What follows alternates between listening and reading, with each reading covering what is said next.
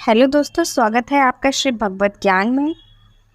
आज हम आपको भगवान विष्णु के मत्स्य रूप के बारे में बताएंगे। तो बिना देरी के वीडियो शुरू करते हैं। तो कहानी कुछ इस तरह से है। पिछले कल्प के अंत में ब्रह्मा जी के सो जाने के कारण प्रलय हुआ था।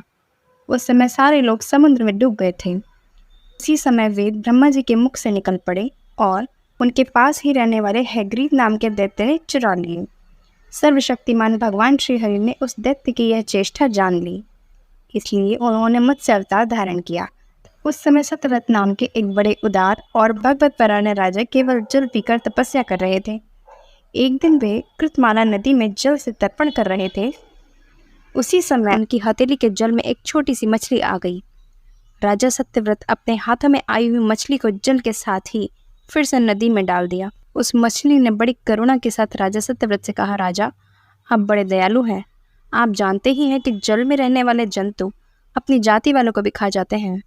मैं उनसे भयभीत हो रही हूँ। आप मुझे फिर से नदी में क्यों छोड़ रहे हैं? राजा सत्यव्रत को इस बात का पता नहीं था कि स्वयं भगवान मुझ पर प्रसन्न होकर कृपा करने के लिए मछली के रूप में प्रकट हुए हैं। इसलिए उन्होंने उस मछली की रक्षा का मन ही मन संकल्प किया। राजा सत्यव्रत ने उस मछली को एक कमंडल के जल में रख लिया और अपने महल ले आए। महल लाने के बाद एक ही रात में वह मछली उस कमंडल में इतनी बढ़ गई कि उसके लिए वह कमंडल छोटा पड़ गया।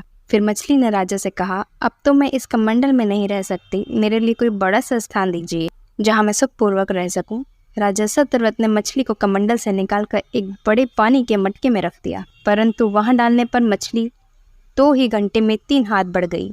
फिर उसने राजा सत्यव्रत से कहा, राजा, अब यह मटका भी मेरे लिए पर्याप्त नहीं है, इसमें मैं सुखपूर्वक नहीं रह सकती। मैं तुम्हारी शरण में हूँ, इसलिए मेरे रहने योग्य कोई बड़ा स्थान मुझे दो।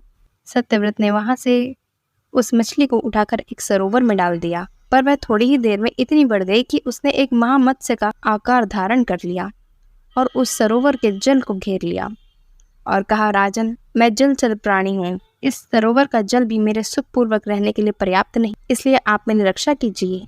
मत्स्य भगवान के इस प्रकार कहने पर एक एक करके उन्हें कई अटूट जल वाले सरोवर में ले गए, पर जितना बड़ा सरोवर होता उतने ही बड़े वे बन जाते। अंत में उन्होंने उन मत्स्य को समुद्र में छोड़ दिया। समुद्र में डालते समय मत्स्य भगवान ने सत्यव्रत से कहा, वीर, समुद्र में बड़े बड़े बली मगर आदि रहते हैं, वे मुझे खा जाएंगे, इसलिए मुझे समुद्र के जल में मत छोड़िए। मत्स्य भगवान की यह मधुर वाणी सुनकर राजा सत्यव्रत मोहित हो गए।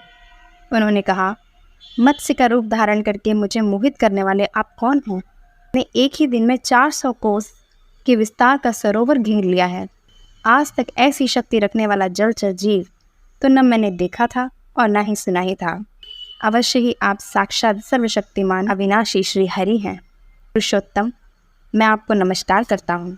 प्रभु, मैं यह जानना चाहता हूँ कि आपने यह रूप किस उद्देश्य से ग्रहण किया है? श्री भगवान ने कहा, सत्यव्रत, आज से 7वें दिन भूलोक आदि तीनों लोग प्रलय के समुद्र में डूब जाएंगे। उस समय जब तीनों लोग प्रलय काल की जल राशि में डूबेंगे, तब मेरी प्रेरणा से तुम्हारे पास एक बहुत बड़ी नौका आएगी। उस समय तुम समस्त प्राणियों के सूक्ष्म शरीर को लेकर सप्त ऋषियों के साथ उस नौका पर चढ़ जाना और समस्त धान्य तथा छोटे बड़े अन्य प्रकार के बीजों को साथ रख लेना। उस समय सब ओर एकमात्र महासागर लहराता होगा, प्रकाश नहीं होगा। जब प्रचंड आंधी चलने के कारण नाव डगमगाने लगेगी, तब मैं इसी रूप में वहां आ जाऊंगा और तुम लोग वासुकी नाग के द्वारा उस नाव को मेरे सींग में बांध देना। सत्यव्रत, इसके बाद जब तक ब्रह्मा जी की रात रहेगी, तब तक मैं ऋषियों के साथ तुम्हें उस नौका में बैठाकर उसे खींचता हुआ समुद्र में विचरण करूंगा। भगवान राजा सत्यव्रत को यह आदेश देकर अंतर्ध्यान हो गए। अब राजा सत्यव्रत उसी समय की प्रतीक्षा करने लगे जिसके लिए भगवान ने आज्ञा दी थी। इतने में ही भगवान का बताया हुआ वह समय आ गया। राजा ने देखा कि समुद्र अपनी मर्यादा छोड़ रहा है, भयंकर मेघ वर्षा कर रहे हैं। देखते ही देखते सारी पृथ्वी डूबने लगी। तब राजा ने भगवान की आज्ञा का स्मरण किया और देखा कि नाव भी आ गई है। तब वे धान्य तथा अन्य बीजों के साथ उस नौका पर सवार हो गए। सप्त ऋषियों ने बड़े प्रेम से राजा सत्यव्रत से कहा, राजन, तुम भगवान का ध्यान करो, वे ही हमें इस संकट से बचाएंगे और हमारा कल्याण करेंगे। उसी समय उस महान मत्स्य के रूप में भगवान प्रकट हुए। मत्स्य भगवान का शरीर सोने के समान था और शरीर का विस्तार था 4 लाख कोस। उनके शरीर में एक बड़ा भारी सींग भी था। भगवान ने पहले जैसा कहा था उसके अनुसार वह नौका वासुकी नाग के द्वारा भगवान के सींग में बांध दी गई और राजा सत्यव्रत ने भगवान की स्तुति की।